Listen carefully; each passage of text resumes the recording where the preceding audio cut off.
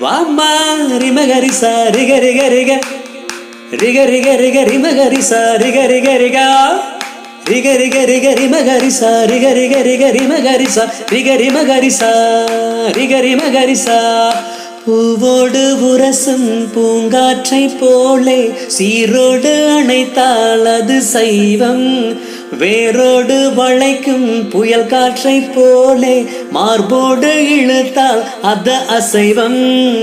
புல்லில் வந்து விழும் தூரலை போல் ஒரு பெண்ணின் மீது கை தீண்டுவது சைவம், கரையை மீறுகின்ற வெள்ளத்தை போல் ஒரு பெண்ணை சென்று எல்லை தாண்டுவது அசைவம்.